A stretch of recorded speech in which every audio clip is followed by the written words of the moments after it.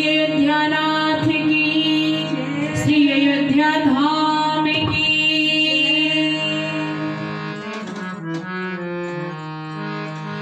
मेरा अवध धाम अपार, भजे जा राघो राघो। मेरा अवध धाम अपार, भजे जा राघो राघो।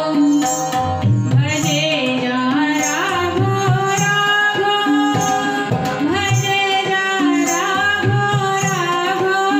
भजे जा राघो राघो, भजे जा राघो राघो। राघव वेलो सरकार सरकार, भजे जा राघो राघो। राघव सब वेदन का सार, हाँ सार, भजे जा राघो राघो। राघव वेलो सरकार, भजे जा राघो राघो।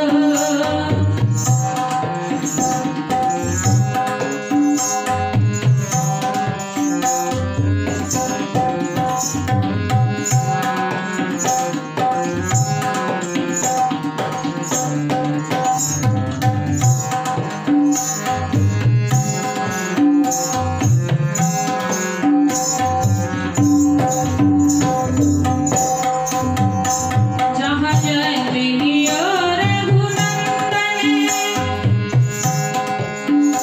जहाँ जन्म लियो रघुनंदन।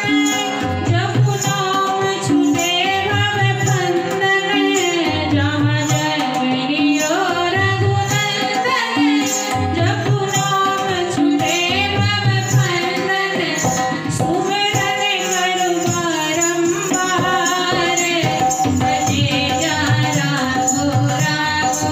हाँ सुमिरन करू बारंबार, भजे जा राघो राघो। राघो सब वेदन को सार, हाँ सार, भजे जा राघो राघो। राघव वेलो सरकार सरकार, भजे जा राघो राघो।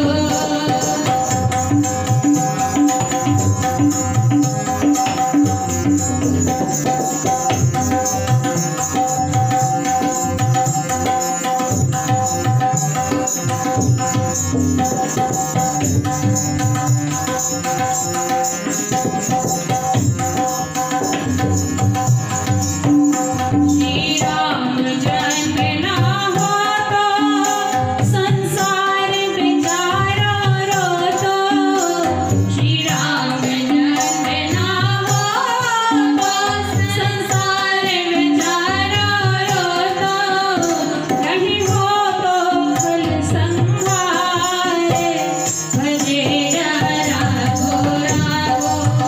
नहीं हो तो फल संहार, भजे जा राघो राघो। मेरा अवध धाम अपार, भजे जा राघो राघो।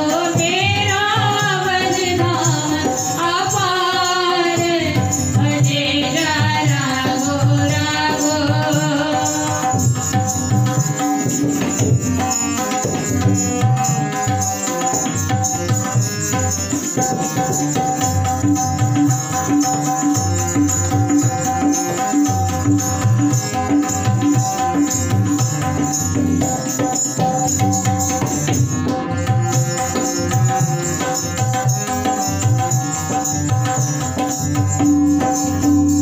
तीन वर्ष गांठ को आया, शिव ज्योति सी बन के आया।